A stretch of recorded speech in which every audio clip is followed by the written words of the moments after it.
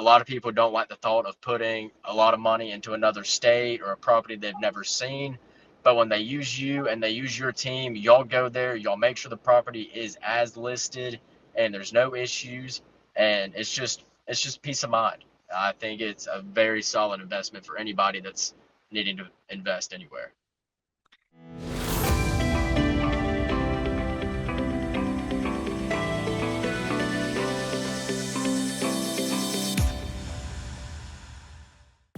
Hey guys, Rhett here. What is going on? I have a really big treat for you today. My client Andrew is coming on board and he is going to talk to you today about his experience. And Andrew and I are going to have a conversation. Andrew, thank you so much, brother, for hopping on. No, of course. I appreciate you for sitting down and having a chat. So, Andrew, you look busy. Where are you at right now? Always. So right now we are currently in a rock quarry. We are cleaning up some equipment over here. And in the meantime, I'm sitting down with Rhett to talk about how Section 8 was the right path for somebody that still works a 9 to 5, 60 hours a week, and can still allocate time to doing something else. And Andrew, how old are you? 21. You're 21. You're working 60 hours a week. You've got a great job. You're out there, you're doing it, but you're also buying Section 8 rental units. How did any of this come about? So, to be totally honest, whenever I was 18 and I started making money, I knew that I had too much money in my hands just to be sitting in a bank account. And so that's when I started looking into other avenues to get into. And that's when Section 8 really kind of brought light into my world because I saw how I could purchase a house, have a tenant pay for the mortgage, cash flow a little bit every month, and in the end, have a tangible asset and not just a stock or something on a screen. And that's why really Section 8 spoke to me. Yeah, and Andrew, you're working right now, but you've got an asset. You've got one Section 8 unit that we've done together, and you're buying more as we speak. But you're sitting there on a job site making money, and then you have an asset that is sitting hundreds of miles away from you, making money, appreciating every month, every year, generating cash flow every month, every year. And it gives you a place to say, okay, I know that when I have an extra 20, 30, 40, 50,000 saved up in my banking account, then I have a place to put it. And instead, it doesn't go to Exactly. a new car or jewelry or something that is going to depreciate. It's going to something that will appreciate over time and give you that dividend every month. Exactly. So, Andrew, where do you see as you grow your portfolio? Well, first off, 21 years old with a rental property, you know that you're in like the smallest percentile group of the country, especially with a generation that's your age that has no assets, that is coming out of college with immense debts, no assets, can't afford a house, can't afford to do much of anything. They've really, it's extremely difficult to have any money in a savings account. You already have a rental property. You're so far ahead of the game. But for you, what is the goal of Section 8 investing? Where do you see this long term? So long term, where I see this is something that when I turned 50 years old, since I started investing at a younger age, they're 30-year conventional mortgages most of the time that people choose. By the time I'm 50, I should be able to have one get paid off every year for hopefully the rest of my life because my goal right now is since we just did a refinance and just put some money into the property and we were able to pull out some cash to where I can purchase another one and do the same thing using the Burr method every year. And hopefully, and so my goal is to purchase one Section 8 rental house a year until I'm 45, 50, or some years you might be able to do it, some years you might not be able to. And so that's my goal. So maybe by the time I'm 50, having 20, 25 properties to when I go into retirement, I have something to fall back on that's constantly cash flowing. Yeah, it's an unbelievable plan, and you're going to be very successful, Andrew, because you're looking at this over the long term. And you and I have had a bunch of conversations over the years where you've said, you know what, Rhett, this is long term. It's long term wealth. I'm not trying to get rich quick. And that's why you just adding one property a year, clean, crisp, boringly consistent.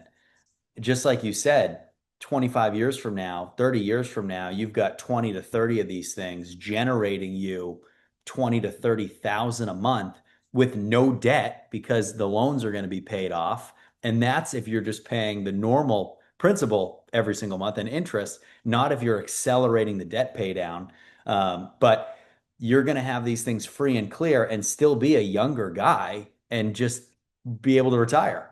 So, Exactly. you think about how buying a handful of these properties over time, not only is it going to generate cash flow for you, but 20, 30 years from now, that portfolio will be worth millions and millions of dollars. You're creating a situation for yourself where you're taking non-ordinary investments. You're not putting money in a 401k. You're not putting money in a normal mutual fund. You're putting it in an actual asset that you could touch and feel and do so much with. What excites you about real estate? What drew you to real estate in the first place? So whenever I was 18 and I was kind of looking into what I wanted to do, both my parents are educators. So they pushed me to get an education and they wanted me to go that route. Ended up not going that route, not after too long of them saying that. But I always had real estate always called my name. I enjoyed it growing up. When I was in high school, I did landscaping for myself to where I was cutting grass, doing some small remodels around the house, retention walls, and so I've always enjoyed working outside, working around homes, dealing with the personal aspect of dealing with somebody else's house or something like that. And so I always told myself I was to go back, I think becoming a real estate agent would be fun. But it's only fun selling houses for so long. Whenever I see I could just buy them myself, turn them into a Section 8 real estate property, then that was really kind of the route I wanted to go because I still got to deal with real estate. I still got to purchase and kind of renovate and see the thought process on a house. And so that's really what brought me to investing into real estate is I always had a past in it and knew that I wanted something to do with it. Yeah. And then of all the different ways of real estate, you have Airbnb, you have flipping, you have Section 8. What do you think it was that piqued your interest so much about Section 8? So Section 8, you mentioned Airbnb, and one reason I didn't want to do Airbnb is because you're then buying a four, five, $600,000 property that has to appeal to a certain market and a certain area, and then you're always constantly dealing with higher management fees and all sorts of problems with a new person going in there every weekend. And so with Section 8, it being backed by the government and having all those regulations in place versus to the people that you can rent to, that piqued my attention. And also how it's 100% backed to where if my tenant that just moved out, she was paying $1,257 a month and it was fully backed by the government. So no matter what, I did not have to worry about that payment not coming in. And any other avenue of real estate, you always kind of have to worry about the what if. And in Section 8, I feel like it's guaranteed and you don't really have that what if hanging over you. Yeah. And do you think, Andrew, that nice to not have to worry about that every month? Just, Oh, it's you're the going to get best. paid. It's great. It has been one of the best things for the year and a half that I had a tenant in this house. There was not a single month that I ever thought, oh, is that payment going to come or Yeah. is there going to be an issue? Just because we all know how the government works. They might not do a lot, but they're going to pay their bills. And Section 8 is one of those. Yeah, and when you bought the house, the tenant was already in there, and then they ended up leaving for personal reasons. You turned it over, looking for another tenant. You get a tenant very quickly, get it back up and running, cash flowing. And as we kind of continue to build the portfolio, Andrew, do you think that this method is scalable? Do you think that you're going to be able to get to 20, 25, 30 houses over the next 25 years based on what you've seen so far in doing this? So my answer to that is yes. And because whenever we bought this property for $95,000, a year and a half coming up on 2 years ago, we then had a tenant in place, and then once the tenant moved out, your team, Calvin, went in there, did a rehab, and increased the value by about 20%, 20 or so odd percent, not sure the exact number, to where then, now that I just finished up or am about to finish with the refinancing process, that added value for the money I put into the property, I'll be able to pull back out, get my original $20,000 that I put into it for the rehab, and then I'll be able to get a little bit more on top of that to go into my next property to where I don't have to come out of pocket anymore as long as I keep doing that same process. Yeah, and Andrew, so in a short amount of time, you've essentially bought a house with a mortgage up front, and then you turned it into kind of a Burr after a year and a half by adding value to it after the tenant left. So you've bought a house with financing at 20% down, and then you turned it into like a pseudo Burr.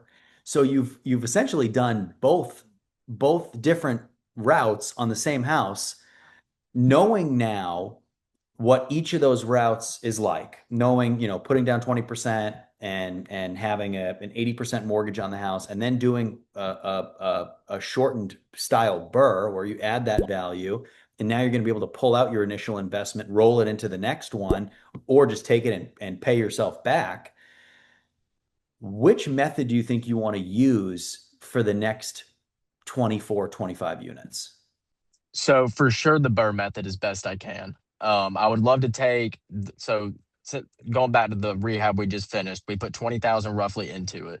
On this refinancing, I'll get 50 back, and so I'd like to put that 20 back in my pocket, and then I'll be left with 30,000. To where if we could get a house secured for 20% regular mortgage for around the 18 to 22 area, that still leaves me 6, 8, 10 months down the road a $10,000, $12,000 window that I could put back into the house, increase that value, refinance this second property, do a cash out like we just did, and then use that money to purchase the next one.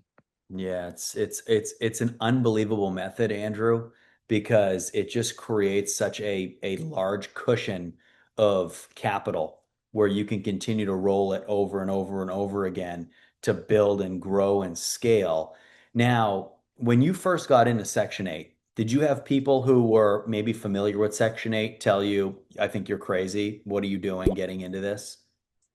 So I don't tell a whole lot of people what I'm doing financially for those exact reasons. Because of the couple people I did mention, like, hey, I'm getting into Section 8 real estate in Birmingham, they were like, oh, you're crazy. You don't know what kind of tenants those are. And once I explained it to them, they're like, okay, I kind of understand because the regulations that the housing authority has on the tenants that you can rent to are so strict. The tenants have been waiting years to get their vouchers. And so the last thing they want to do is mess up their opportunity that they get for their rent to be paid. And that was one of the biggest things that I saw was the people you're renting to do something. You're going to have your bad apples, of course. I mean, that's just part of renting to anybody, whether it's Airbnb, other long term rentals, or Section 8, you're going to have your issues. But the issues with Section 8 are not what people think. They think every tenant's going to go in there, trash the unit, destroy it, cause several $1,000s of damage. And then that's just not the case. It's a total misunderstanding, in my opinion. Yeah, and it's funny, Andrew. I have a lot of clients who are very, very personal about their investments. They don't tell a lot of people, and I get a lot of questions all the time about, hey, is Section 8 saturated? Is it too late to get started? And being in my position, I see the demand on a daily basis of how many units are needed and how little units actually exist for a lot of this population.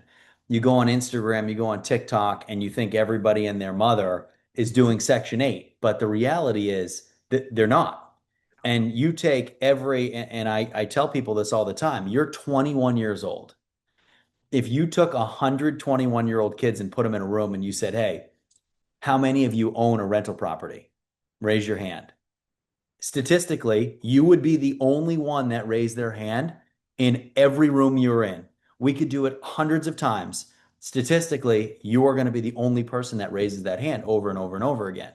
So I'm super proud of you. You've done an amazing job. What you're doing is you're just building the foundation for such a great future for yourself and creating a portfolio that is strong, that you can trust to put money into, and that is going to give you not only that appreciation, that added value to your net worth, but also that monthly cash flow, change, change, change, change, over and over and over and over again.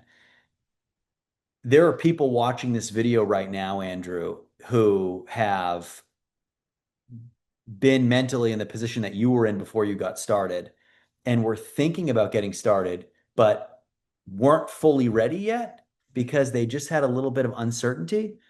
If you could talk to that person right now, what would you tell them if they were listening to you about getting started? I was so hesitant in the beginning because, I mean, it seems like a lot of capital down, but for the gain that you're getting, it is so worth it. Especially going through your team and using Rhett's guys, it's peace of mind at the end of the day. You know your money's working for you. You know you're not going to have to dedicate, so even, I mean, I'd say an hour a month, maybe, and that's just to answer the phone call or do a little bit of paperwork, and that's it. I mean, I highly recommend Section 8 to anybody just because how easy it is. And a lot of people don't like the thought of putting a lot of money into another state or a property they've never seen. But when they use you and they use your team, y'all go there, y'all make sure the property is as listed and there's no issues. And it's just peace of mind. I think it's a very solid investment for anybody that's needing to invest anywhere. And Andrew, how many times have you been to your property, seen it, touched it, met the team, talked to people on the ground in person? How many times have you done that? Absolutely none. which None. which is crazy because I've wanted to, but there's no need. Your team makes it so simple and flawless and very transparent. I mean, I'm only 3.5 hours from the property. I drive 15, 20 hours a week for work. And I just have never felt the need to even go there because of how transparent, how clear everything has been since day one. Well, that's the goal, my man, and I'm so proud of you. I'm so excited to watch you grow and build this into something great. And guys, I want to thank Andrew so much for coming on here today and talking a little bit about his experience. Please, if you have questions, comments, drop them into the description below. Andrew will hop in that comment section, answer your questions too. Andrew, man, thank you so much for coming on here today, brother. No, of course. I appreciate the invitation. It was definitely look forward to it. All right, man. Guys, thank you so much. We'll see you next time.